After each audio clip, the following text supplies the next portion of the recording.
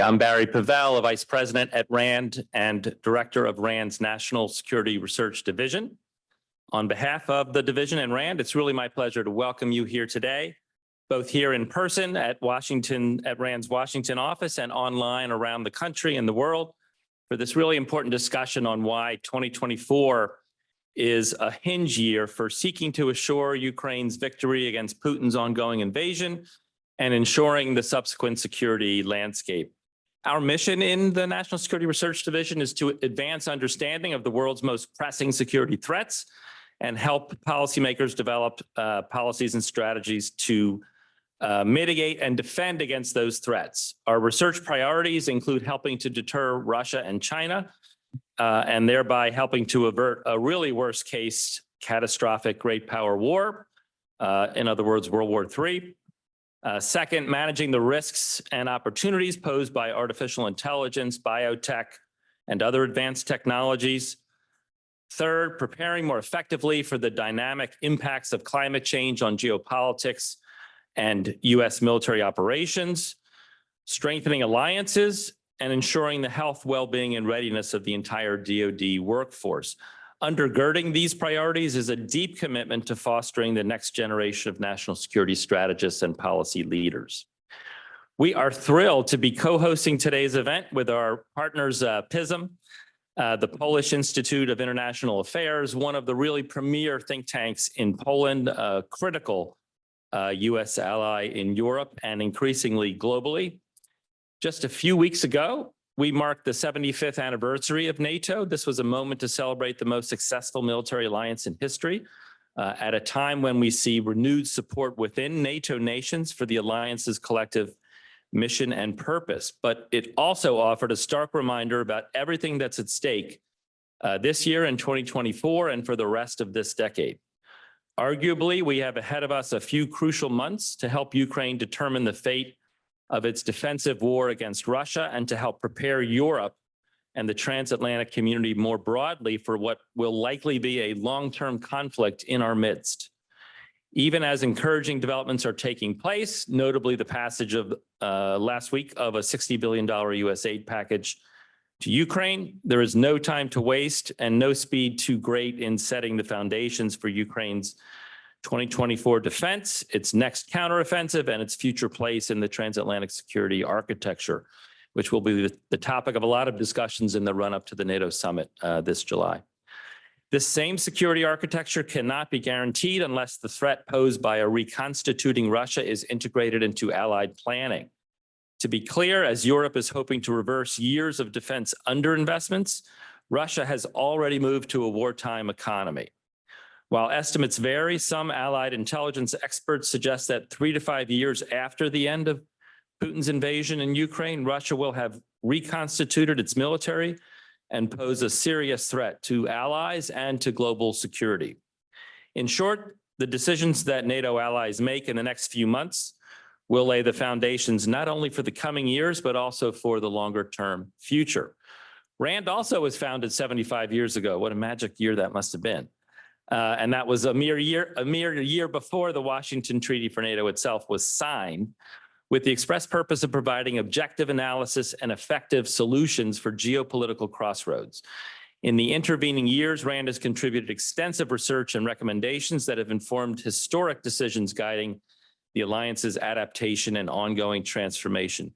Please see the RAND website to see some of our key publications on NATO. Recently, one called Inflection Point, How to Reverse the Erosion of U.S. and Allied Military Power and Influence. Another, At the Vanguard, European Contributions to NATO's Future Combat Air Power. Another, Russia's Evolution Toward a Unified Strategic Operation.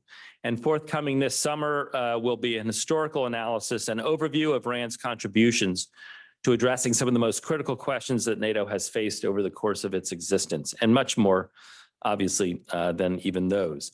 So today's event is taking place in the same spirit as RAND's founding, through a blend of long-term strategic analysis and actionable policy recommendations.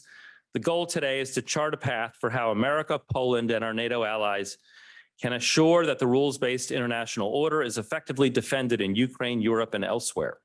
I look forward to this discussion today with our two distinguished panels. featuring speakers from across the transatlantic community representing expert, government, and international organizations. This event is one of several lines of work RAND will be releasing in the run-up to this summer's NATO Summit in Washington. Please stay tuned for more analysis and expert insights, and you can follow our website and social media accounts for updates. A few quick notes before I hand the mic to our colleague, Lukasz Kulesa, for welcoming remarks on behalf of PISM. We'll be recording today's event, and we'll post the video on RAND's YouTube page in coming days. After each of our two panels, we would really welcome questions, both here in the room, as well as online via Slido, and you can access the Slido link using the QR code on the screen here, and the details are also in the invitation and in the chat. So with that, over to you, Lukasz. Thanks a lot. Thank you very much, Barry. Thank you very much. You've stolen half of my talking points, which is good, because that's also, I think, evidence of a very close relationship between Poland and the United States, the cohesion of the transatlantic alliance. Indeed, also welcome on behalf of the Polish Institute of International Affairs, who is happy to co-host this event. PISM is a state-established research institution dealing with a broad range of international relation issues, but obviously, given the current situation and our geographic location, international security program and Eastern Europe program are particularly busy during the last months and years. So we are happy also to bring a team of researchers, forward presence, which is not permanent but rotational in Washington, DC. So I would also encourage you to engage with my colleagues who are here. PISM is a think tank, but it is a think tank plus. And the plus issue, the plus part is providing analytical support and recommendations to the Polish decision makers and Polish administration, and also taking part in a strategic dialogue, which is happening at the alliance level, at the EU level, and hopefully more globally. Our international presence includes an office here in DC, or actually across the river, but also an office in Brussels and in Berlin. Many thanks to our partners and generous hosts, RAND's National Security Research Division, especially to Barry, but also Mark and Anka, who were the engines behind the projects. I'm glad also for those who accepted our invitation to be the speakers at these sessions, but also all of you who are here or are hopefully listening to us online. So good morning to those in the US, good afternoon for those in Europe. So we have here quite a formidable brain power to deal with quite tremendous challenges. And we had to limit these to, I think, the three. First, the immediate support for Ukraine, the immediate needs of the battlefield of the Ukrainian government and society. Second, Ukraine's place in European and Euro-Atlantic security architecture. And third, deterrence and containment of Russia's strategy towards Russia, where the questions of Russian military reconstitution and the defense and deterrence posture of NATO become crucial. I think especially this week, we have something, a little bit of good news on this first issue, the immediate support to Ukraine with the passing of the defense supplemental here in the US. Increased activities, I would say, in Europe. We don't have the equivalent, the European supplemental, but we have a number of efforts that are happening at the national level, at the level of NATO, at the level of the EU. I'm happy also to report that Poland is playing its part. It is stepping up. You have seen, I think, Warsaw stepping up in the last 2 years. Actually, today, earlier in the morning, we had an information to our parliament given by our foreign minister, who revealed that the overall value of the package of governmental support to Ukraine over the last 2 years, and that includes also the military support, equals more or less $9 billion US. And we had already 44 tranches of military support given to Ukraine, and I think we are working on the 45th. Poland has been traditionally modest in revealing the details, actually revealing them only afterwards. But this, I think, are the information that also provide you some context about the Polish engagement.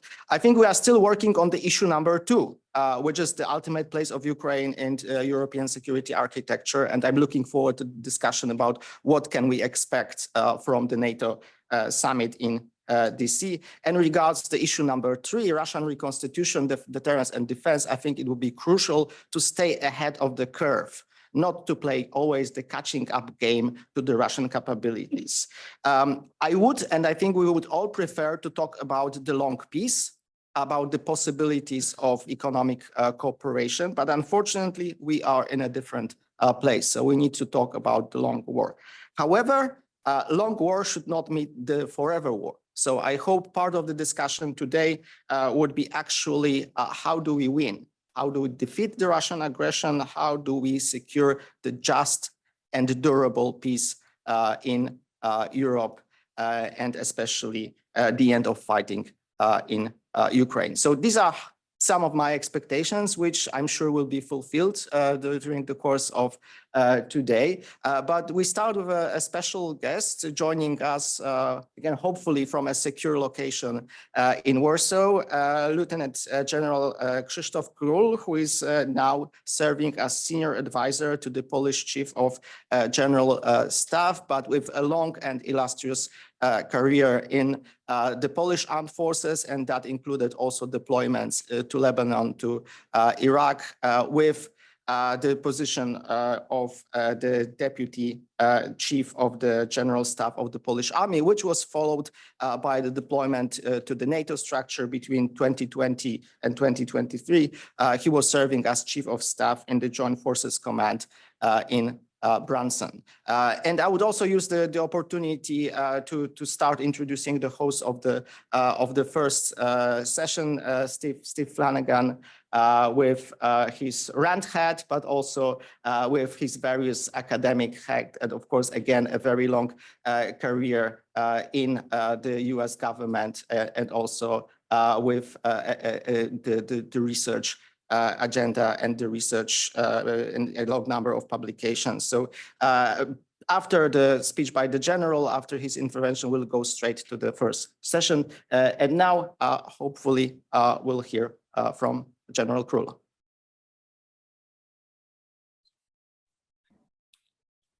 Director Pavel, Director Kulesa, distinguished guest generals, ladies and gentlemen, I guess you hear me.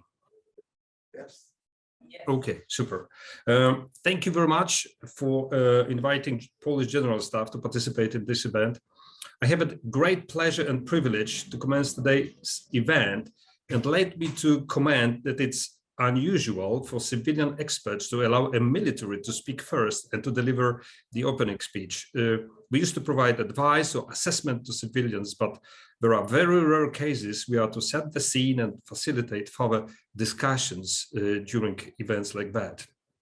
I try to do my best, and I hope I'll meet your expectations. As it is stated in the event agenda introduction, in February 22, we all, or almost all, were surprised by an inflection point in the area of strategic competition.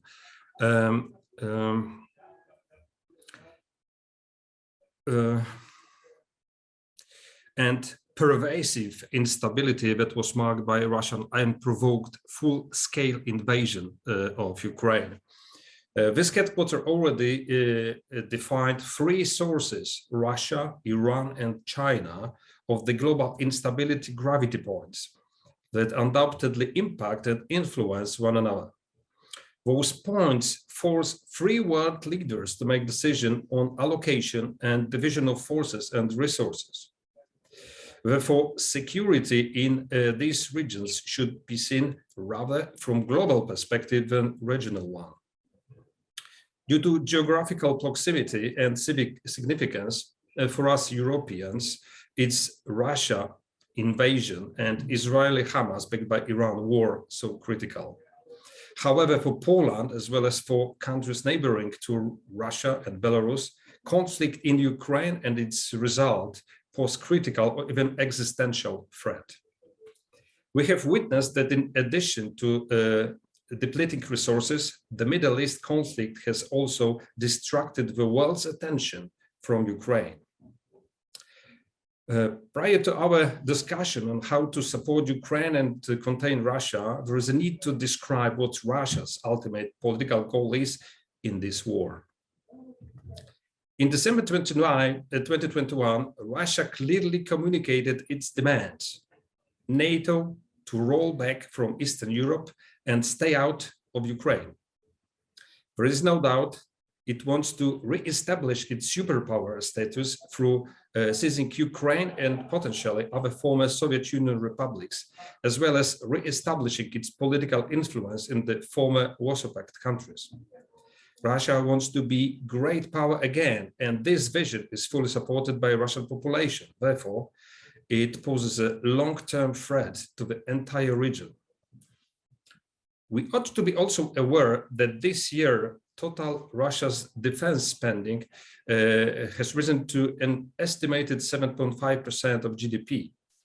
Supply chains have been redesigned to secure critical components influx and evade sanctions. The rise is a part of larger effort by the Kremlin to move its economy and particularly its defense industry into a wartime footing that has already been mentioned. In order to sustain the Russia's war machine, factories producing ammunition, vehicles, and equipment are running around the clock, often on mandatory 12-hour shifts with double overtime. The transformation has put defense at the center of Russia's economy. Putin claimed this month that 520,000 new jobs have been created in the military-industrial complex. This now employs an estimated 3.5 million Russians, what equals 2.5% of the population.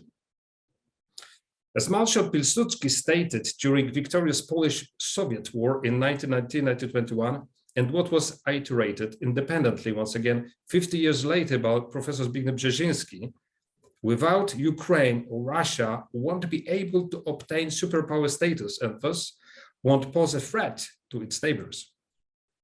Therefore, it is so important to support territorial integrity and political independence of the democratic Ukraine.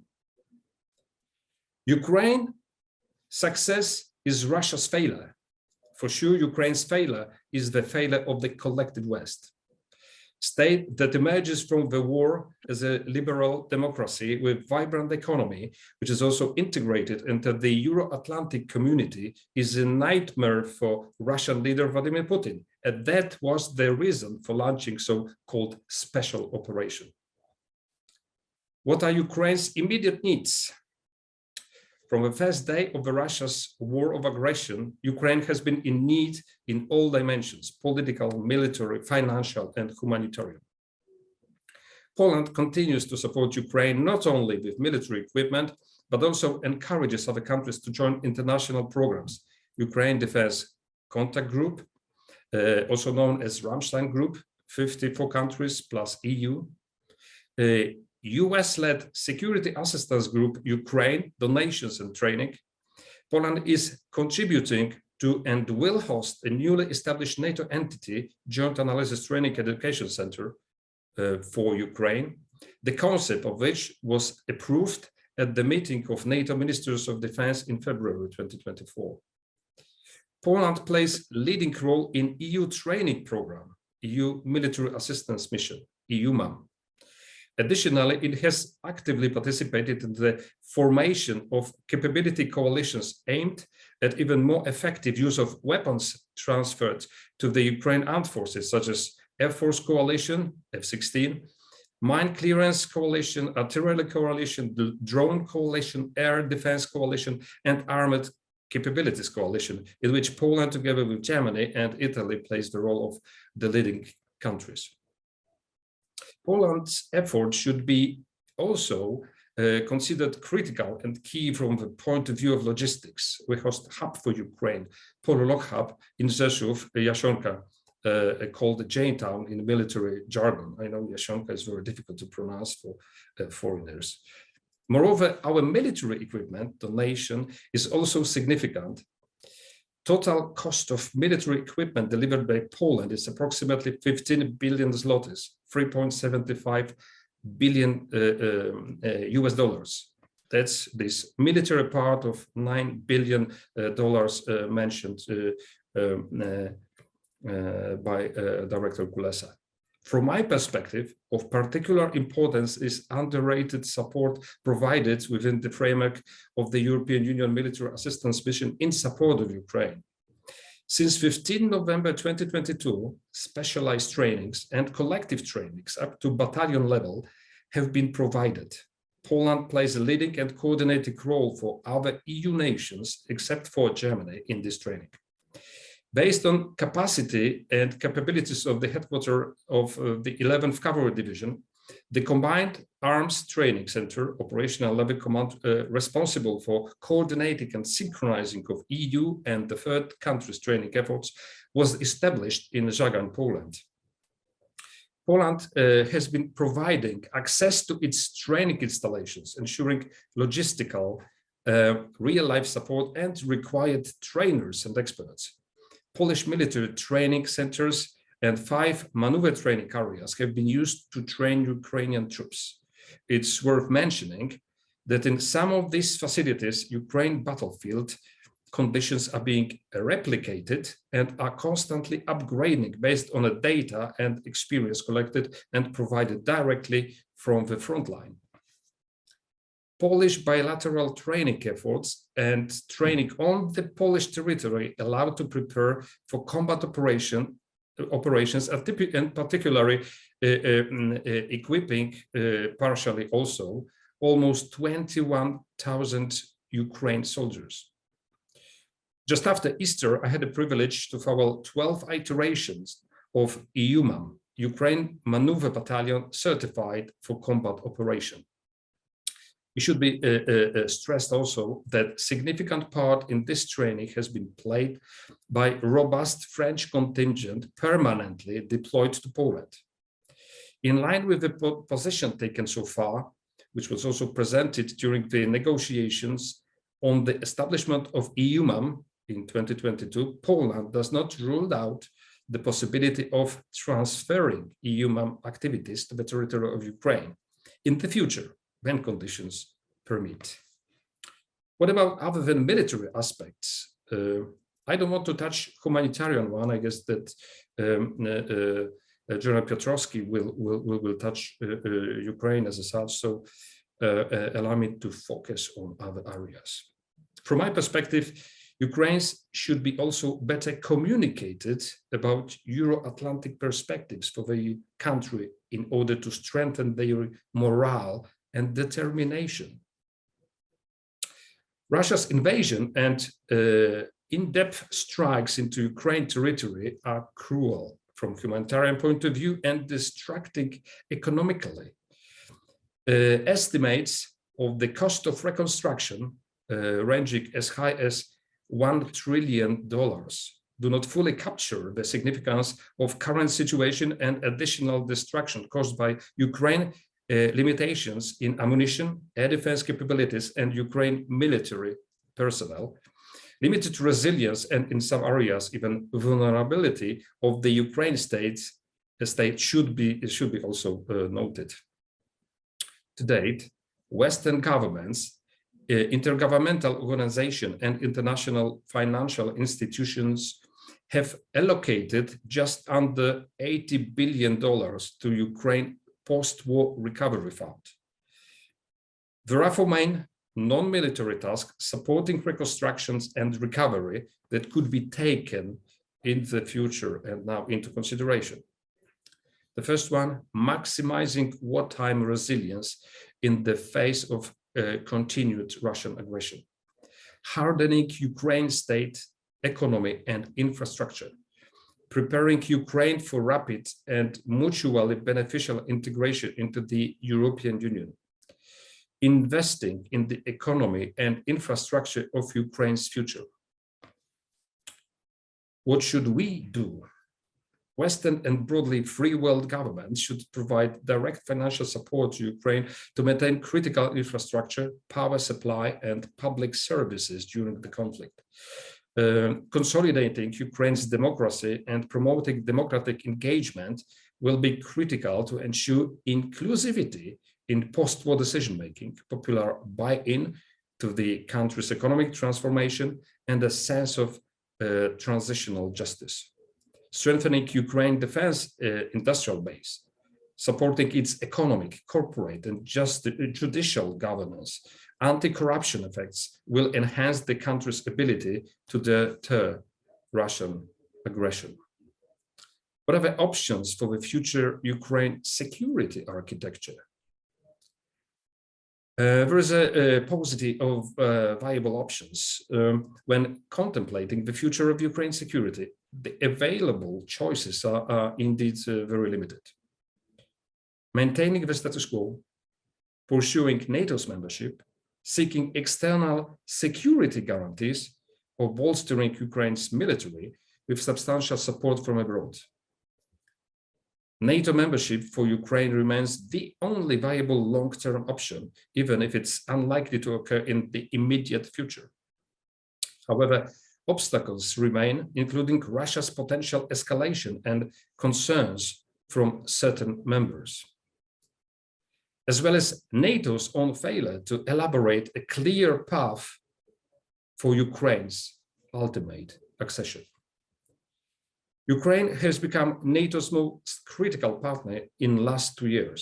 Member states have provided extensive support in various forms. This collaboration have created a unique NATO-Ukraine formula, gradually reducing the obstacles of Ukraine's resilience on Soviet-era military systems and enabling it to access advanced weaponry used by NATO. This trend is likely to continue, closing Ukraine to alliances framework.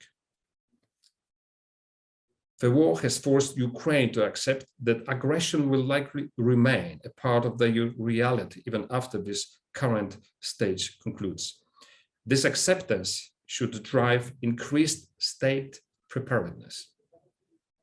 To sum up, securing Ukraine long-term security will require a combination of external support, strengthening cooperation and support from EU, cooperation with NATO, evolving security guarantees, and increased resilience. No single option is optional or entirely realistic on its own. 4 areas have been central for the West. Sustained weapon and military equipment delivery, make them predictable and reliable. Multi-year military training at scale, closer defense and industry cooperation, greater intelligence sharing. What about us, NATO, US, and Poland? What should we focus on in strengthening our own security and be prepared for Russia's aggressive policy against the alliance and its member states? NATO has initiated its transformation in 2019, adopting new military strategy. In 2020, endorsing deterrence and defense concept, as well as in 2022, approving new strategic concept, recognizing state and non-state threats and defining challenges the alliance must be ready to face. NATO has been returning to its roots and focusing its attention on deterrence and collective defense. Strengthening deterrence against Russia and bolstering NATO's defense posture should be executed by full implementation of the decisions taken at the NATO summits in Madrid in 2022 and in Vilnius in 2023. Allow me to remind you also about Cold War deterrence and defense concept. 1949, 1952, 1957, and particularly 1968 provide proper food for thought about successful deterrence by denial and deterrence by punishment, appropriate mixture of conventional and nuclear forces, an approach that prevented outbreak of the Third World War. From my perspective, we have developed good policy and detailed defense plans, first time since the Cold War. It is time now to help military in full resourcing these plans and implementing deterrence culture already in peacetime. Additionally, we agreed to uplift battalion-level battle groups to brigade level on the eastern flank of NATO. From my perspective, this should be seen as an operational need and the future perspective for permanent presence and not rotational one. This should give adequate trigger to change NATO's presence and posture along the entire flank. Moreover, such a solution ought to reduce Russia's miscalculation and give clear signal about our resolve and determination. NATO-Russia Founding Act from 1997 shouldn't be our reference document anymore. Nonetheless, in the longer term, a new security architecture should be sought for this part of the world, which would also and should also include Russia. I wish thoughts-provoking and rich intellectual discussion during this event. Thank you very much for your attention, and I'm ready to take a few questions as promised. Thank you very much. Thank you very much, General Krull, for this tour de force through our program. I'm afraid we don't have time for the questions, but I think that our experts and the panelists would engage, especially, starting with the assistance that is provided by Poland and others, and how does it compare with the immediate needs of Ukraine. So for that and other issues, let me invite straight ahead Stephen and the panelists for session number 1. Over to you.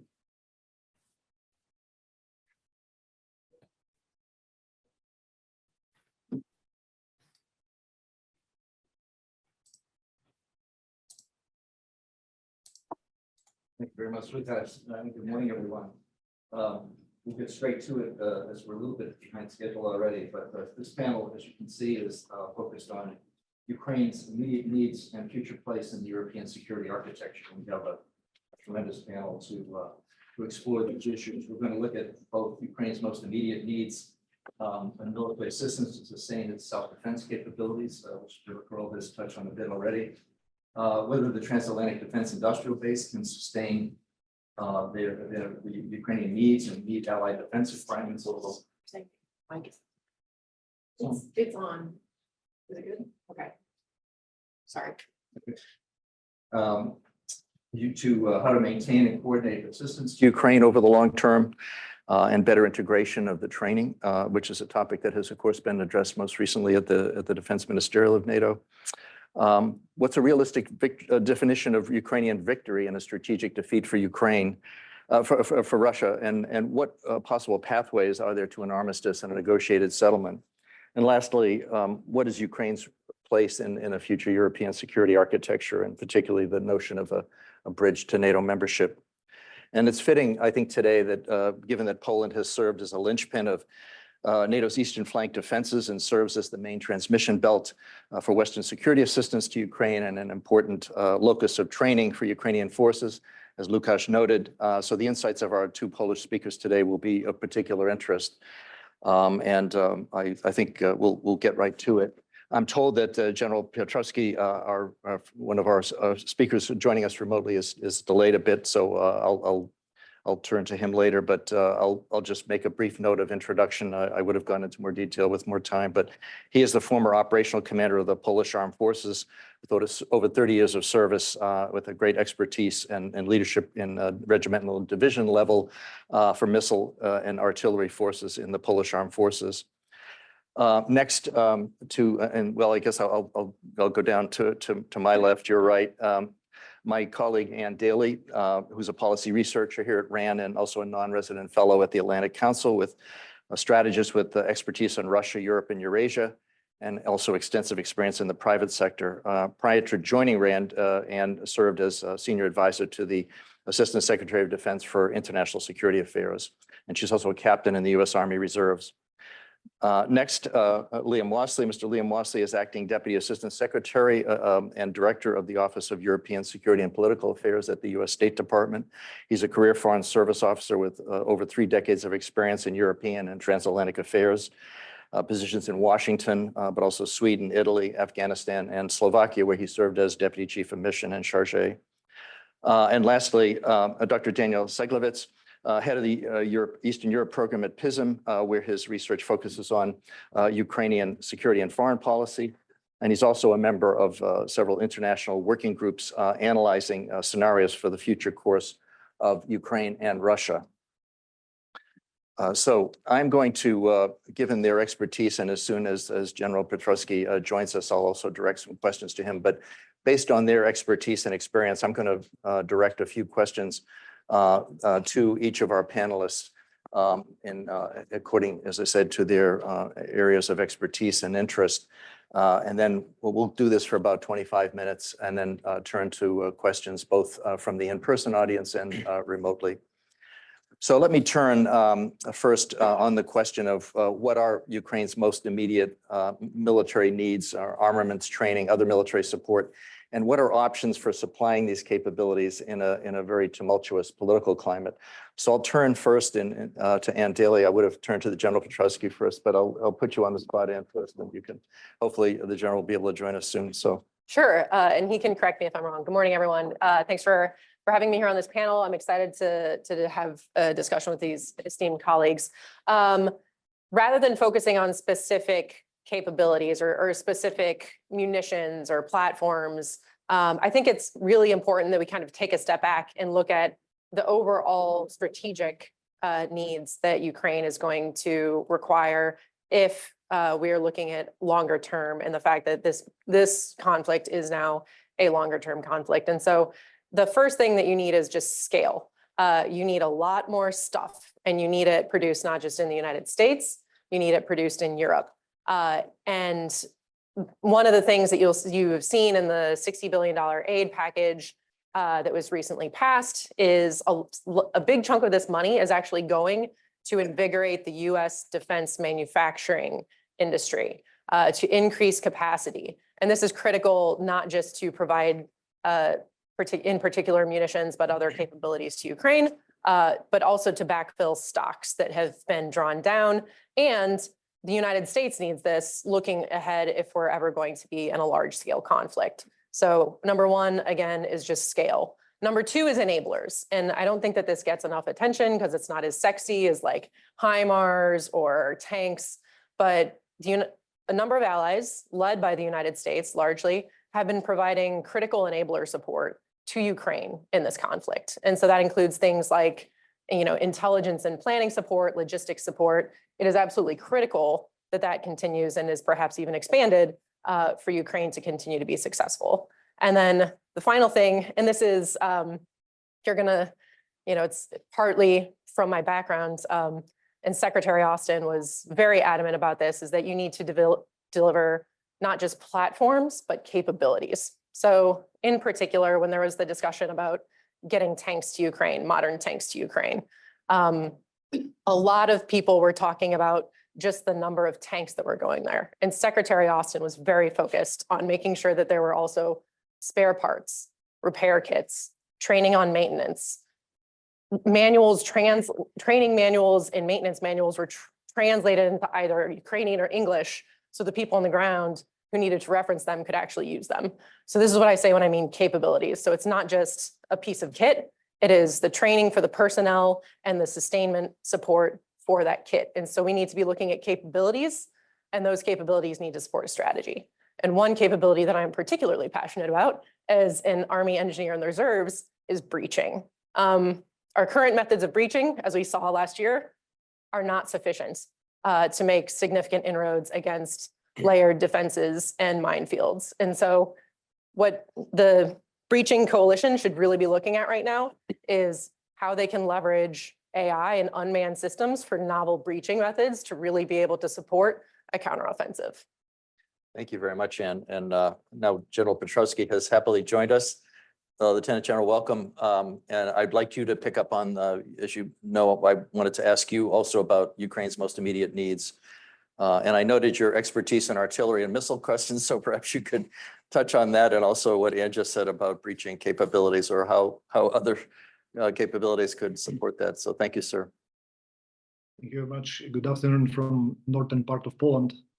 And thank you very much for the invitation as very nice, very kind introduction of my person. And of course, what is a very important is a factor mentioned by Mr. Pavel, factor of time. Definitely, we have no time to waste. And of course, from my perspective, as my experience is deliver me, was very important for us. It is establish what does we as supporters mean, because we have a lot of actors in the game. Let me say we have a lot of contributors, a lot of delivers of the help, of the aid of Ukraine, but definitely we have to stabilize the situation. I'm not going to blame anybody for nothing because there is a lot of effort, but we have definitely established what does we as a international community mean in this case. Definitely, it will stabilize the situation for us as well as for Ukrainians. And of course, we have to change the strategy from the as long as it takes the strategy, give Ukrainian whatever they need to defeat the Russian army, because only this state will help Ukrainians definitely. Going to the capabilities, I fully agree with what was mentioned in this panel. We don't need like a assets approach, but rather capabilities. And I totally agree that what is very important is to support Ukrainians with the process of targeting, not understand as a process, and with our expertise, with our knowledge, with our experience, as well as targeting as a multi-domain ISAR assets, as well as multi-domain long-range armament, especially that we have to mind that now Ukrainians have long-range missiles like ATACMS, Storm Shadow, and many types from many nations. But in the future, they will have also F-16 platforms ready to support the effort of land forces. This is why training of bigger formation, I mean bigger than brigade size elements, division, even corps, just to support Ukrainians to improve, to strengthen effects of multi-domain operations, as well as support exploitation of achieved by Ukrainian effects, especially by the fact that they have more and more assets under his disposal. Of course, mentioned stocks and ammunition, variety of types and calibers. We have a lot of initiatives like European Union, for example, Czech also launched the initiative to support, and many contributors, but the coordination of the type as well as number of and calibers of this ammunition is very important. This kind of approach will definitely support Ukrainians to balance disproportions between Ukrainian and Russian artillery and rocket system in support of the struggle. And of course, mention medical aid for the military side, but also humanitarian aid for the civilians, because they suffer a lot in this conflict, and they suffer injuries, terror, as well as losses, which is typical for the, let me say, full conflict, full-scale war. But definitely support in humanitarian aid will contribute to the better morale of the society, which support Ukrainian army. Thank you very much once again. I try to be so brief how it is only possible, but it is a very, very important topic. Thank you. No, thank you very much, General. And we can come back to some of these topics, hopefully in the Q&A. I'm going to continue to move along, but you've said, I think your comments and Ms. Daly's have really set us on a good course here for the issue of capabilities, but now your closing comments also focused on the issue of the transatlantic and this ability of the transatlantic defense industrial base to support Ukrainian battlefield needs and helping build its interoperability with NATO, and how can that be sustained over the long term at the same time of maintaining capabilities that NATO needs for deterrence and defense. So I thought I would turn first to Mr. Wassley and ask him to address this. I know it's a question he's been thinking a lot about, in particular the run up to the summit. But First, it's a pleasure to be here, pleasure to be on this panel. It's a particular pleasure to be in a peacefome event. As a very junior diplomat, I used to sit in the back row of some of their events in Warsaw. And so a great forum had great impact on my worldview. So very honored. I was very intrigued by the name of this session with the long war in Europe. And I know that I believe it's the UK defense minister has been talking about, are we the pre-war generation? Is this the 1938 moment for us? And will we regret what we didn't do in the present 5 years from now? So one of the things I think Anne set the stage very well about, one of the experiences of the past few years is just how thin our stock is and how thin our defense industry base is, and that the critical fight for you to support Ukraine right now, and also for our long-term deterrence, is actually addressing the industrial aspect of this conflict. One of the key elements of the Washington summit, it's not part of the leaders level event, but focusing on the defense industry component and what we need to do transatlantically and with our partners to address this lack of capacity that is one of what I think is going to be one of the key takeaways and deliverables from this event. So we're working very hard on that.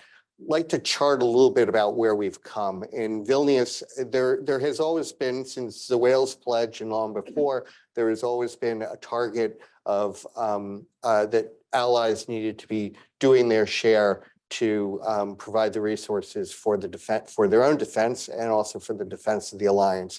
That was formalized in Wales. I think in Vilnius, we got a little bit more precise, and we started focusing. There was the defense production action plan that was rolled out in Vilnius, which set alliance goals to actually build the stuff that we are going to need in a conflict. And the stuff that we are going to need in a conflict are also the things that the Ukrainians need right now in a conflict. So there is a strong convergence and a very strong urgency in that.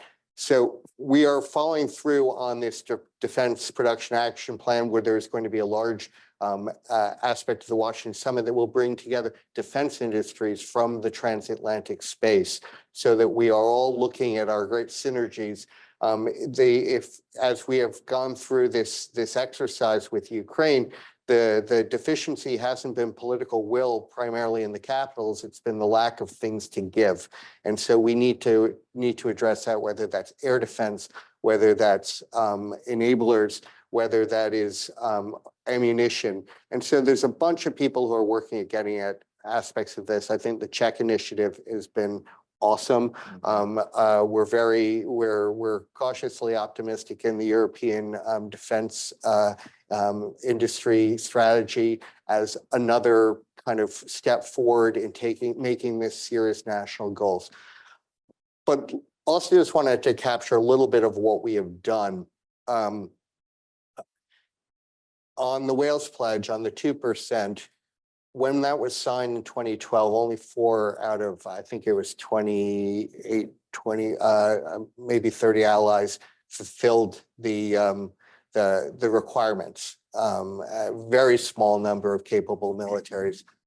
At Washington, we expect 2/3 of allies to meet that goal, and that all of the remaining allies or most of the remaining allies have a plan to get there in the short term. Defense math is a really squishy business, but one of the estimates I have seen is that the delta between where we would have been if we had continued on defense spending in its 2012 mindset versus where we are now is almost $600 billion. in additional defense investment within the alliance. That's on top of the 75 billion that we have provided already for Ukraine and the 110 billion that the non-US partners have been. So we are making real progress on getting the resources to the problem. Great, thank you very much. Anne, would you want to add anything to that briefly or just? The only thing that I would add is, just from a very basic economic perspective, if you want producers to produce more, you can't just give them a chunk of cash and say, okay, now go increase your production line, train more people, build more buildings. You need to provide them with some sort of long-term assurance that this is not going to be a one-time influx and that they will then have to eat all that additional cost of having increased their production lines without guaranteed contracts for the future. So I think right now there's been a lot of great work to try to acquire munitions that exist throughout the world. But I think what needs to happen is some sort of credible long-term guarantee in the United States and in Europe that these contracts, these acquisitions are going to be longer term. And that's what will get production lines to actually begin to expand their capacity to the rate that is going to be needed to be successful. And then one other thing, maybe we can, if someone's really interested in some wonky topics, we can talk a little bit more in the Q&A about the U.S. foreign military financing and foreign military sales. We have a lot of things that are on order from our allies right now that are pretty backed up.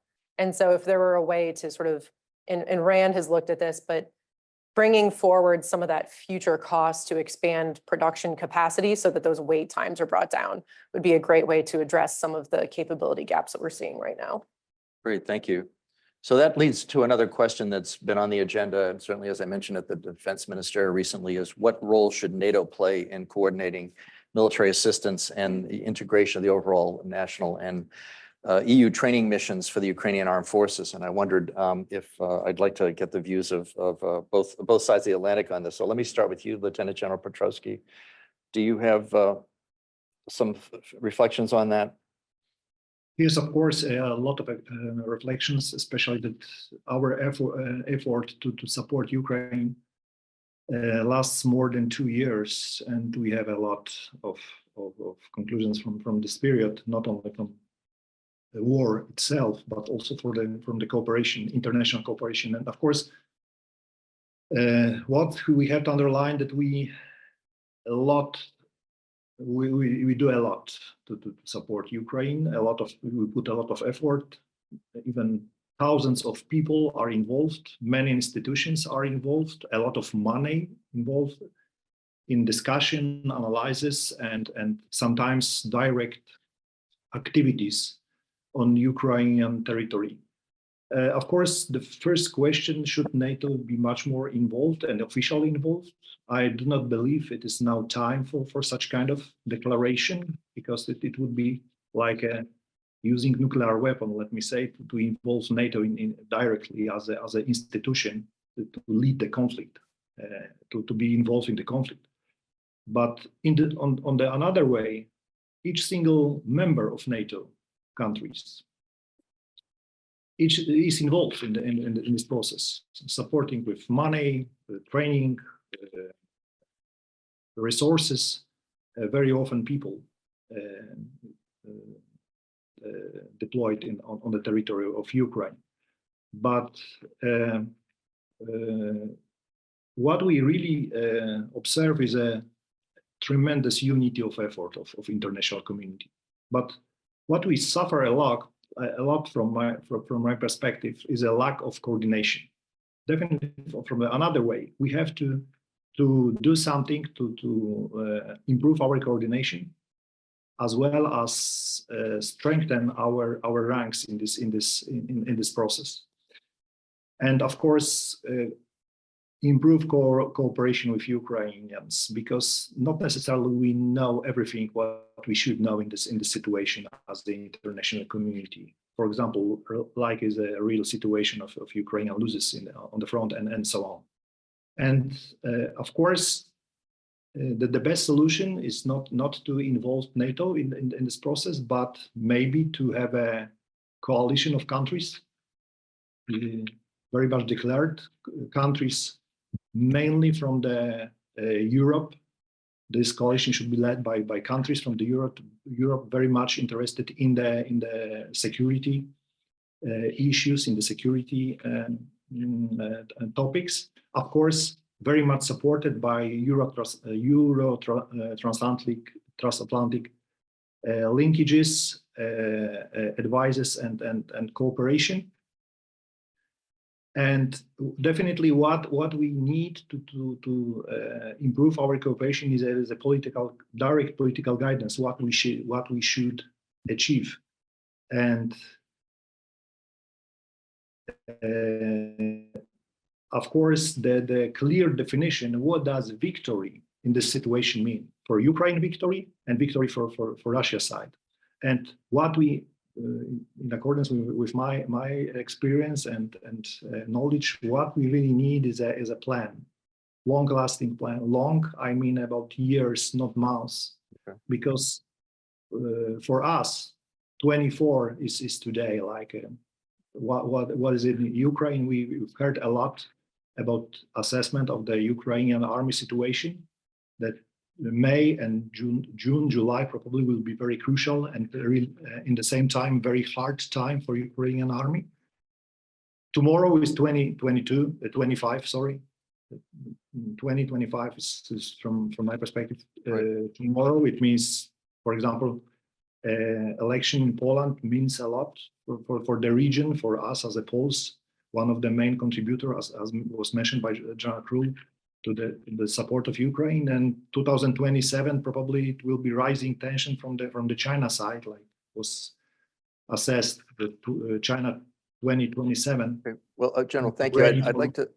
No, I'm sorry. I just give the limited time. I just want to stay on this issue. We will come back to the longer term, the theories of victory question, but I wanted to just allow two of our other speakers to address this issue of particularly, I'll start with Ann, and then I'll let Liam give us the take of the current administration position, perhaps, as he can see, on this issue of what role should NATO play going forward. But Ann, I know you have some thoughts on this, and you can speak as an independent analyst on it. Yes. With experience in the process. Yes. So right now, this sort of alphabet soup of organizations that is helping to provide aid and training to Ukraine works. And it works primarily because there is high level, ministerial level, head of state and government level support and ongoing pressure to make sure that it works. So you have this steady drumbeat of high level meetings like the Ramstein group, where Secretary Austin leads the Ukraine Defense Contact Group. You have ministerial level meetings. And so that it works because it has political support. But if that political support, changes or shifts or lessens, then I do think that it would be beneficial to have a separate entity that is somewhat buffered or has a gap between itself and direct, national decision-making processes to be able to guide that effort. And the obvious option would be NATO. I don't think that, I think people have said that if we do X, it will be World War III about a lot of things that have happened. And World War III has not yet started, I would say. So I don't think that having NATO lead this effort is necessarily going to be perceived as sufficiently escalatory for Russia to begin directly attacking NATO. I think that the United States and NATO nations more broadly have allowed themselves to collapse their strategic decision-making space by giving the ceding the strategic initiative to Putin and the Kremlin. Because every time anyone in Moscow says something that they're angry about something, then we just immediately step back because we're concerned we might cause an escalatory reaction. And I think if we are looking at trying to have a successful long-term strategy, then we need to retake that strategic decision space and make the best decisions for what is, best for us without limiting ourselves based upon a fear, unsubstantiated fear of how Russia will react. We obviously still have to take into consideration there is a real possibility of escalation, but that shouldn't be our only factor in how we're making our decision. Great, thank you. Liam? Just a couple of thoughts. 2024 and 2025 are going to be the live or die moments for Ukraine. And so the first principle on anything that we do is that nothing that we do can decrease the agility and momentum of what already exists. Everything that gets done needs to enhance or build on that. So I think the past few years, we've seen exceptional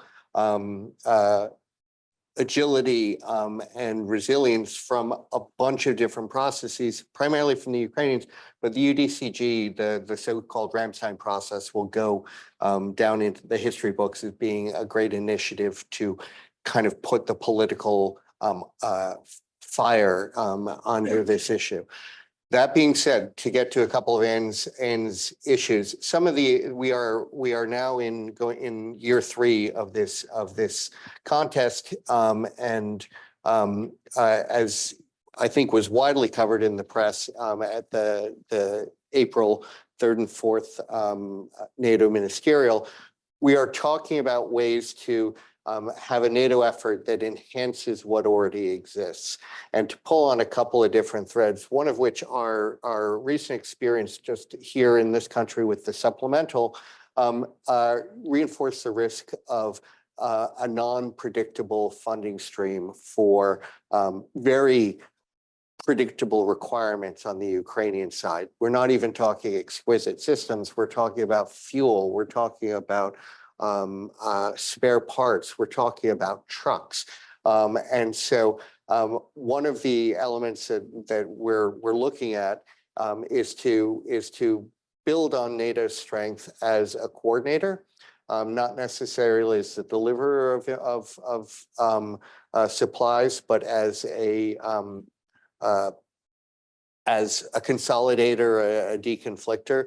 The other aspect we're looking at is long-term funding, some sort of structure to help us provide a predictable funding stream to get to Anne's earlier point, which is that you need, in order to incentivize the producers, you actually need to give them a long-term perspective that their goods will be in demand in the long term.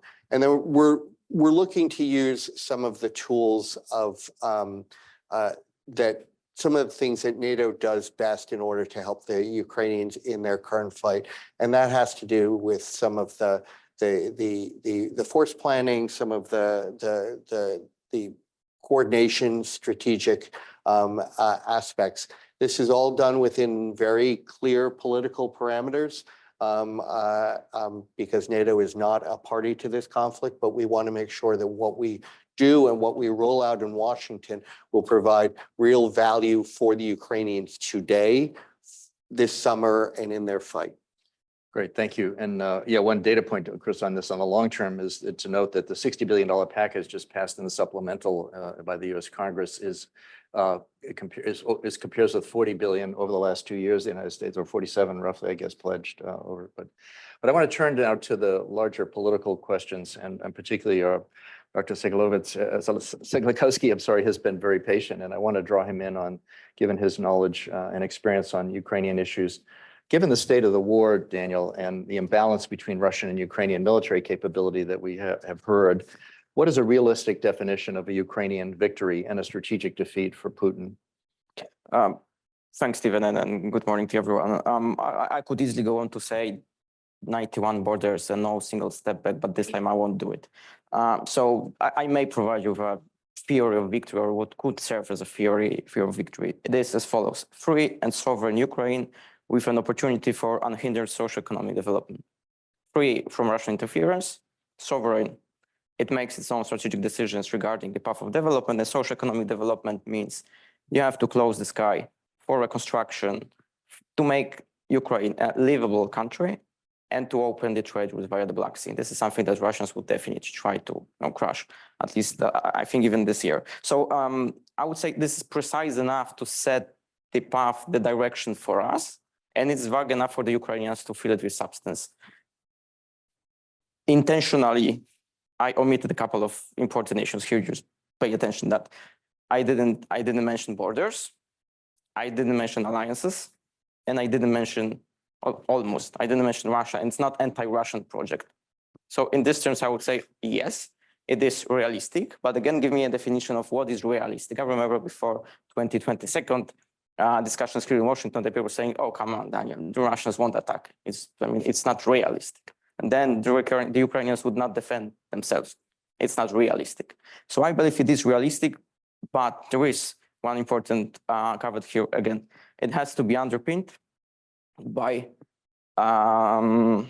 it has to be underpinned by deterrence, by denial, not by punishment, because of two reasons. The first one, there is little appetite to punish Russia. And the second reason, the threshold of pain for the Russians is extremely high. It's so high that we cannot match it, and we will not match it. This is why I mentioned denial. And then now you can quote me on that. I think Putin is a dog in the manger. So he truly believes either he puts his hands on Ukraine or he will destroy it. And I think he communicated it quite clearly to us. The point is that sometimes we do not believe him, but this is something that he aims at. Now, because of that, I really see little possibility for a common ground with Putin and with the Russians. So in other words, I don't believe in a negotiated settlement with the Russians. De facto state of affairs, yes. The Euro settlement, the Euro agreements, deals, etc. No. I mean, if someone thinks that reaching a deal with Putin is a viable option, I would say you want to trade territory, but Putin has come for Ukraine's sovereignty, not territory. That's the problem. And this brings me to the third question, whether we should give Putin or Russia some carrots to bring Putin to the table. I don't think so. There is a problem with allowing Putin to declare victory. We have done it several times before. We allowed Putin to declare victory in Crimea, couple of times after that. The big problem is that actually allowing Putin to declare a victory, this was something that triggered the whole invasion. If it was not for the big euphoria in Russia in 2014 regarding the annexation of Crimea, I would say Putin would have not attacked in 2022. This is something that actually presented him, or the Russian society clearly told Putin that this is something that brings you political points, both inside and outside. So unless we actually crush this, I would say, vicious cycle that at the end of the day, Russians are always better off, 14, 15, 20 seconds, they're always better off. They still grab some more Ukrainian territory. I mean, it's not Las Vegas, I get it, but you don't walk away from the table if there is a winning streak. This is something that Putin does. So if you think that Putin can truly negotiate with the West, I don't believe it, but okay, maybe someone is more into it. There must be a viable option for Putin that he would lose it as long as he thinks he can win the war, and he can win the war. That would be absolutely no possibility to negotiate with the Russians.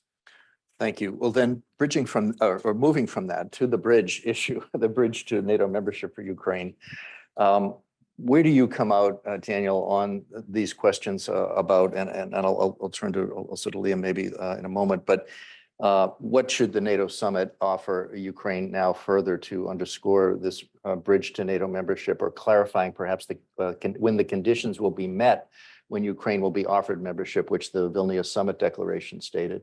But what about the other alternatives that have been discussed more, these bilateral arrangements, the security assistance commitments that would be made in line with the G7 and Prague and the Kyiv Security Compact?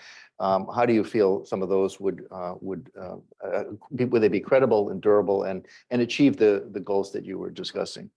Yeah, good question. I would agree with General Kirill, who mentioned that basically long-term option is NATO membership. Not now, in the foreseeable future. We want to get there today or tomorrow, which puts us in a sort of difficult position. I think there's little point in discussing the conditions yet again. Mm-hmm. I think that conditions are quite clear. You just go to the treaty and it's there. So what could be an option for the NATO summit is discussing modalities of NATO membership. I think the fact that we moved membership action plan off the table, this is something, I mean, it tells us this is no longer kindergarten waiting room for Ukraine. We have decided that Ukraine will be in.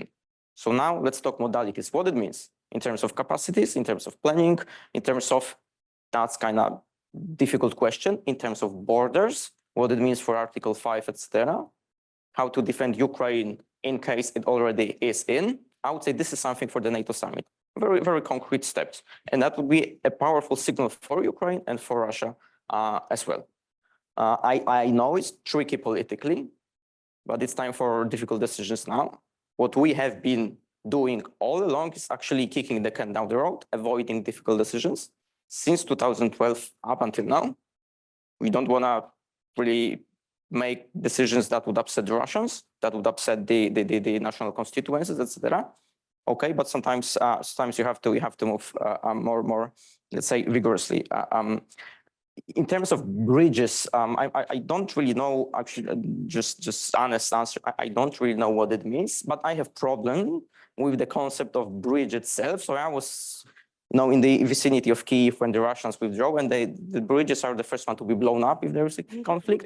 So I wouldn't really consider Ukraine to be any kind of bridge between West We've had in the and United East. States bridges to nowhere too, which is, I think. Yes, concern it for leads us Ukraine. nowhere. I mean, the point is, so we have tried to set all the things to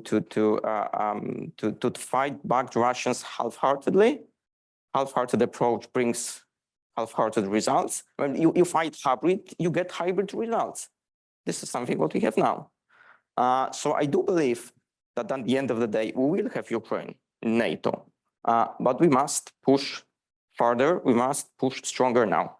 So focus on modalities, not on conditions. Very good, thank you. And let me just turn before going to the audience for some questions. Liam, would you like to comment on this or? Not asking you to preview the summit decisions, but No, I think my colleague set it up very well about that this isn't the moment for Washington. The Washington summit will not be about, it's not a membership summit. It is the most demanding task is to make sure that the Ukrainians are poised for the strategic defeat of Russia and for their own victory. So that is the task at hand. My boss, Jim O'Brien, the Assistant Secretary for Eurasia, has it frames this as we want the bridge to NATO to be wide, well lit, and absent obstacles. So not looking at a narrow footbridge or some sort of tenuous connection, but looking at something kind of like what we have on 395. You know, a multi-lane, multi-speed way that Ukraine can access into NATO tools, NATO fora, so that it can start the process of building what it needs to have. I think regardless of where we are in 2025, Ukraine will have the biggest, most capable, most battle experienced army in Europe. And so already brings real value to the alliance as a fighting force. What we need to do through this bridge to NATO, and I was describing our plans for a NATO effort, is we need to redouble the integration. And we also need, so that the Ukrainians are doing all of the work now, having worked in Poland on the Polish membership to NATO, to a certain extent, the Ukrainians are far better than many of the allies that we have ever brought in, because they're already kind of living in our same geopolitical space. They know our routines, they know they know how the process works. And so actually bringing them in is going to be, as we made that commitment in Bucharest and we reiterated last year in Vilnius, bringing them in is going to be a very different animal than some of the experiences that we've had. And part of this is we're getting ahead of doing this so that it will be a plug and play environment. We're also dealing with, Ukraine has become the laboratory for modern conflict. And so the Ukrainians have something to teach all of us as well. And so making sure that this bridge has two-way traffic, and this is what General Krull mentioned earlier, the JTEC concept that is being launched in Poland, that will provide basically the analytical back and forth so that we are getting the tools from the battlefield, and we're using that to change our production, to change our tactics and our systems so that we can best address the threat that they're facing that also faces us. So the bridge is a mechanism to give them value now, help them fight their war now, and get to, get a head start or a considerable lead on what the process of bringing them in, because they will be brought into the alliance. The question of conditions, I think, phrased very well. That this is a consensus. This is a political alliance, and it's a consensus alliance. So we need to address the totality of concerns, including the Ukrainian concerns, as we bring them in. That moment isn't right now, but it will be coming. Okay, well, thank you. That's we've covered a lot, but we did start late, so unless my show boss back there tells me we can't do this, we'll go on for another 20 minutes with your questions. Please, if you're in the audience here, please come to the microphone, identify yourself. Brief questions appreciated. You want to direct them to one of the panelists specifically. Yes, I see a hand back there. Please come to the mic, General. Thank you very much for very enlightening and eye-opening remarks. And my first question pertains the capability that we supposed to provide to Ukraine to set up, conditions for their victory. And I agree with somebody's opinion that we should focus more on capability than particular pieces of equipment that are being provided. But if we go to the definition of the theory of war, the theory of war and operations is pretty much simple. It's about application of decisive military power against military centers of gravity. And it's not only my opinion, but I think, most of the practitioners, army generals and other security experts, they agree that the center of gravity on Russian side is a must. They can afford multiple tactical failures. And this is how we should think about providing sufficient capability for Ukrainian side to let them win. And here's my question, whether we are defined the combined arms, type of warfare that they supposed to imply at the theater to countermeasure those masses, because, the front line is, about 1,300 kilometers, and some weapons and capabilities that, create overmatch, which is, long range precision fires and some other things. As long as they are not having that tools on their hands, I think, the probability of winning the war on Ukrainian side is limited. So, and that's, that leads me to the question, whether you think they have those, overmatch, those strategic advantage on their side as a, the combined armed force, combined arm type of warfare. Thank you very much. And would you like to address that, or? Yes, absolutely. So, fantastic question. We can chat about theory of warfare later. Right now, I think that Ukraine can win. Ukrainian victory is possible. However, there are some preconditions that need to be met for that. And it goes back to, basic tenets of warfare. So one of them is that logistics win wars, right? And right now, Russia has the advantage in mass because they have mobilized their economy on a war footing, and the United States and Europe have not. And so one of the key baseline conditions required for Ukrainian victory is actually US and European defense industry mobilization to be able to provide sufficient mass for Ukraine to mass capabilities on the battlefield. Two things that Ukraine can take advantage of right now are, number one, it's currently on the defensive. And so again, that gets back to the numbers game where Russia needs a 3-to-1 advantage in numbers to be able to make any significant forward movements when it's on the attack. And so that's something that Ukraine can take advantage of to be able to continuously attrit Russian capabilities and cause Russian casualties while minimizing its own casualties. That will give it time and space to be able to train up the new personnel that it's conscripting into its military and to rest and refit some of the troops that are on the front line right now that are, have been fighting for a long time. So that is something that Ukraine can take advantage of. Another thing that, getting to your point about specific, maybe higher end capabilities. Ukraine right now cannot fight the type of combined arms maneuver warfare that the United States and NATO fight. Number one, because it doesn't have sufficient air assets. That's a huge driving factor. And then number two, Russia has had the advantage because it's had maneuverability throughout the Black Sea. And so on Black Sea maneuverability and the ability to, provide air defense and then strike within Ukrainian territory from maritime platforms is something that Ukraine has been diligently working to erode. And so it has eroded what had been a Russian advantage in that perspective. The next thing that you need to look at is the provision of F-16s.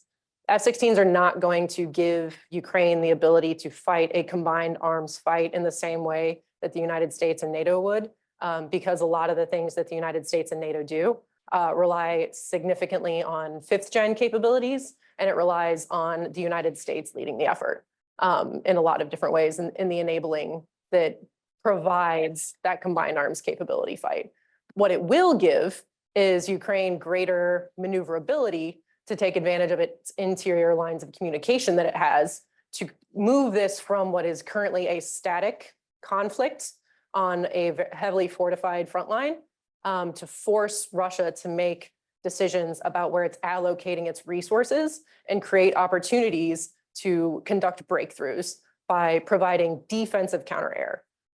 Because right now, Ukraine is getting pummeled by glide bombs delivered by air platforms. And until they can counter that Russian air threat with not just air defense systems, but defensive counter-air, they will not have sufficient maneuverability on the battlefield to take advantage of those interior lines of communication. That's a good segue to General Petrovsky, given his experience. Do you want to touch on some of these issues, particularly the defensive counter-air? Thank you. Thank you very much, but sorry, forgive me, I have my camera off because I all the time receive the information that the internet linkage is unstable. So of course, it is. We hear you loud and clear though, that's fine. Okay, Christopher, it was excellent question. And I fully agree with Ms. Daly contribution to this question as an answer, and of course this is why I mentioned about need of improvement of our coordination, because we have a expertise, we have a knowledge, we have experience how to conduct multi-domain combined joint operations, and it is only one of the main way to balance this proportion of mass mentioned by General Norbert. And of course, the second issue is a training. We have to dedicate more effort. What can I add? We have to dedicate more effort to prepare our Ukrainian forces to the offensive actions in bigger formation, like division and corps. Because the coordination on those formation will bring the better multi-domain effects for Ukrainians, which from my perspective, I believe will help. Great. Did we lose the connection? Yeah. I've also, if there's, well, we'll take another question from the audience here. General, if we can reconnect with you. Also to my colleagues at Rand here, no questions seem to be coming in on Slido either. So if there are some, let me know. The link is, it says the connection's dropped. Go ahead, ma'am, please come to the microphone. Polina Sinavets, Odessa Center for Non-Proliferation, Ukraine, and also RS, George Washington University. I have too much questions, of course, but let me concentrate on the three main things which were, here called. So first, Anne said that there is of course, and I totally agree that Russia's constant threatening with the nuclear threats were containing the United States all the time to provide support and so on. So my question is, how do you assess the risk of escalation? I mean, under what particular scenarios can it happen on your, considerations? Also, one question, Daniel said that, victory of Ukraine is the survival of Ukraine, right? So, but it won't borders. It still matters because, it can be survival of western of Ukraine or the survival of the eastern of Ukraine. What borders still? It still matters. Half of Ukraine, 1/3 of Ukraine, 1/4 of Ukraine. What is it? And also the notion of strategic defeat. What of Russia? What does it mean for you? Because it's very important and Russia is always freaking out when it hurts that term from the United States. Please clarify because it's really very important. Thank you very much. Would you like to start on the second part of that question? Yeah, borders is the easiest one. I mean, Well, yeah, I know. Surely 91 borders is the point of reference, but we won't reach it tomorrow. I mean, no amount of the rhetorical exercise would make up for the situation again. The problem is that someone mentioned it, the Ukrainian army is on defensive now. If we are able to maintain the status quo for 24, I would say then we are on a positive side. Preparing the Ukrainian army for another offensive, counteroffensive, call it how you like it, for 25. Now, how we imagine the strategic defeat of Russia. Yeah, I mean, you can approach it from different angles. I would say it's denying Russia its objectives in Ukraine. Russia wants to subjugate Ukraine. If it's unable to do it, this is the defeat for the Russians. But that would be too easy. What about strategic exhaustion? That would be too easy. It's just one part of the equation. The second part is Russians must understand that they have been defeated. So defeating the Russians on the field is one thing. If they don't really believe they've been defeated, this is still to be resolved in the longer term. So Putin must understand it, and the Russian society must understand it. That's tricky thing for Putin because the Russians don't like weak leaders, but that's his problem, not ours. And that's something that Putin is afraid of. It's not that I'm not really sure that at this moment he's afraid of losing on the battlefield in Ukraine, and he's sitting in the Kremlin. But he could be afraid that there is a risk for his grip on power in Russia. Now I would point to there are different historical analogies brought up when we're discussing Ukraine and Russia, de-imperializing, etc. I would point to France and Algeria. So the French withdrew from Algeria because there was a risk inside France, in France, for their own grip on power. This is the situation at which, for Putin, priority would be to keep power on the Kremlin, not to subjugate Ukraine. If we would be able to create a similar situation, so create a risk for Putin, for his grip on power, that would be something that could push him to withdraw. Two issues connected. That's really just on end note. The first one is, yes, allowing Ukrainians for deep strikes inside Russian territory. And the second one is impose the pain on the Russians. You can quote me on that as well. I mean, not only the oligarchs and not only the regime. The average Russian is co-responsible for that because of the Crimea, because of the this euphoria which I mentioned, how the Russians reacted to grabbing even more Ukrainian land. This is something that has driven Putin in Ukraine, and this is something that has driven Russian war machine. Thank you, Daniel. General Petrovsky, did you want to come in on the first part of that question? Now I am in. Thank you very much. I almost concluded my answer for the question. And those two factors, as a good general, are very important from my perspective. Thank you.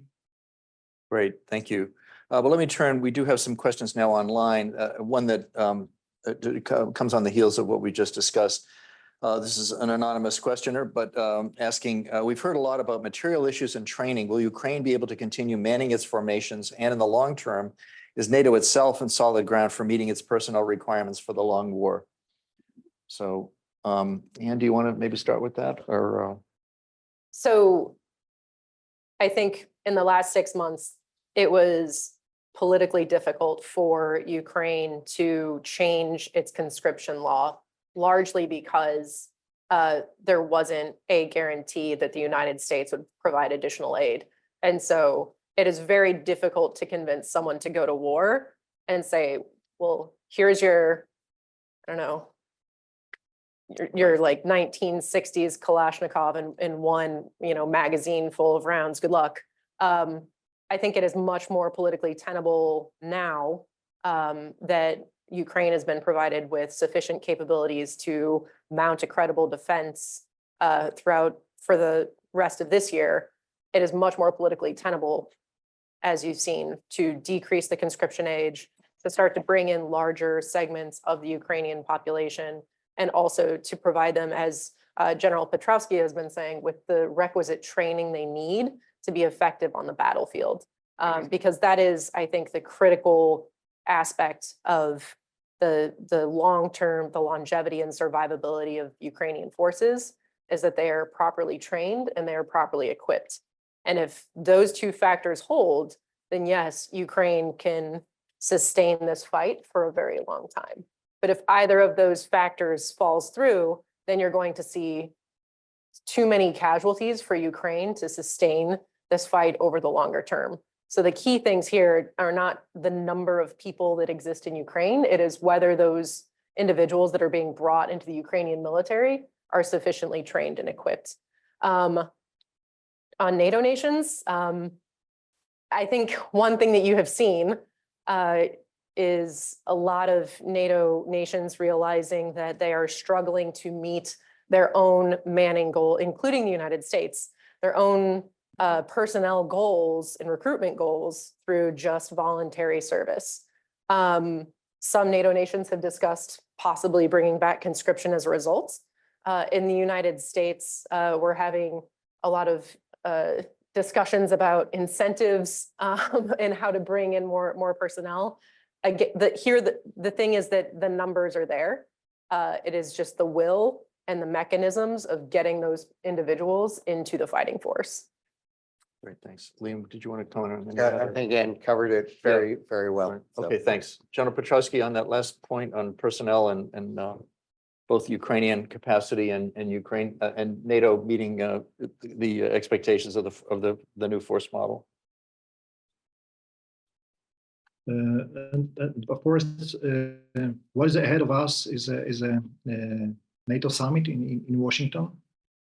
There will be discuss a lot of important issues, like mentioned during this discussion.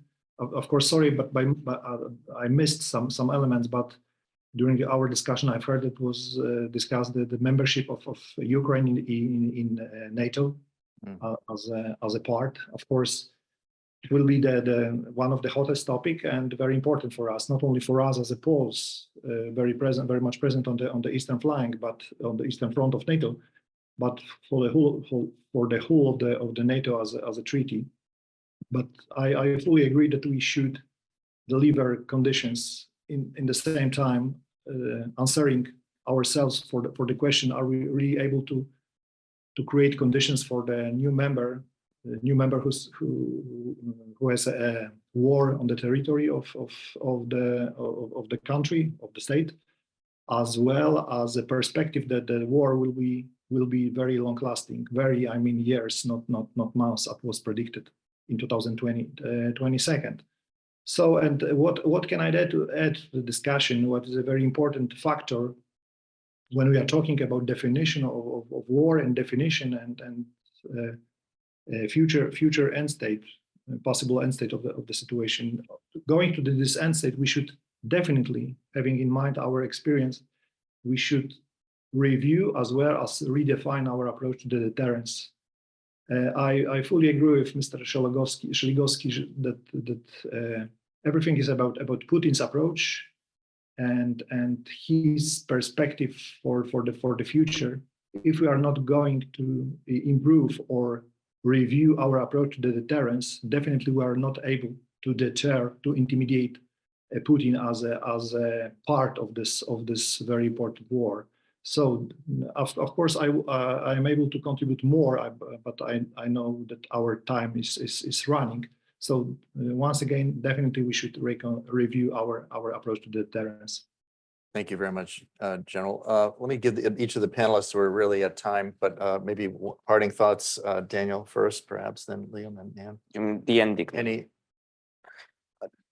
Well, what, yes, any I can. issues you think we should continue the discussion in the hallways? Yes, so I have a very particular sentence to end the discussion, definitely. I mean, you will not win the war if you don't want to win the war, and you won't win the war if you don't think that it is possible to win the war. I would say, I remember the Ukrainians always ask me, what's necessary to win the war? I would say there has to be the mental change in the West that we can win this war unless this mental change materializes somehow. We won't do it. We won't get there because from the very beginning, we think that what our aim really is some sort of status quo, some sort of standing in the middle of nowhere. Like this is not from the Putin's perspective, this is a zero-sum game. It's not a cooperative game. I mean, we are cooperating in what? In dismembering Ukraine? Definitely not. So this is a zero-sum game, and in zero-sum game, someone must lose. Either we lose together, so we and the Russians, but I would prefer the situation in which we win together with the Ukrainians and the Russians lose. Okay, it's painful. There's going to be a huge cost imposed on Ukraine because we have been lost. I mean, we have been late to the game. But again, I do believe we can win, but this mental change must be somewhere triggered in the minds of the Western political elite.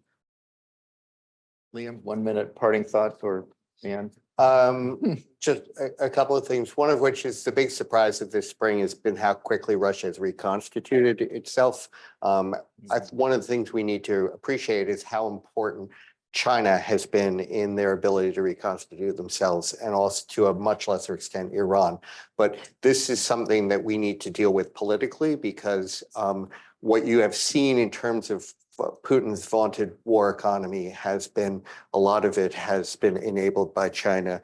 The other thing I would say is that elections matter, that this is a political decision. We talked about Putin's center of gravity being his legitimacy back home. Part of the signals that he gets will come from this country. It will come from the European elections that are so critical to this year. And then just one final thought on, because systems matter as well,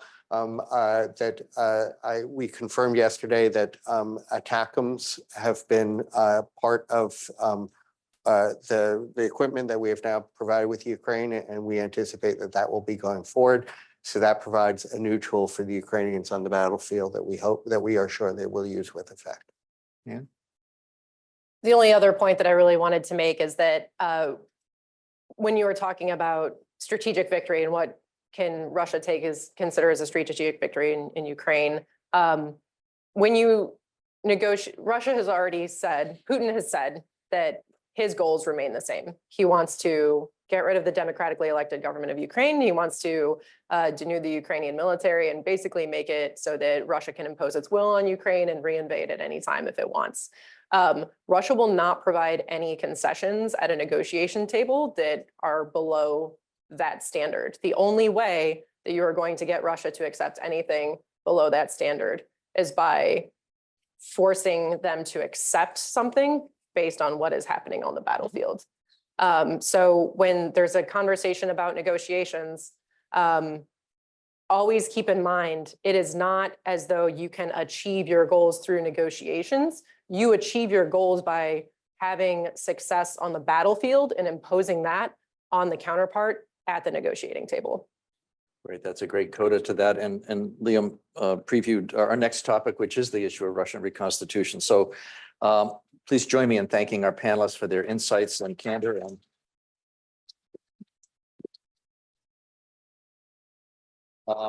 This is a long war and it will be a long debate. So we will continue now over coffee until about 10:50 or so, barring any further instructions. And hope you'll take a chance here in person to mingle. To those online, I'm sorry we couldn't get to all of your questions, but we did. I think Liam actually just answered one of them that I didn't pose, but about the China and international dimension of this. So thank you. And thank you, Jenna Petrowski, for joining us from Warsaw. And thanks to PISM for all of its efforts to join us in this.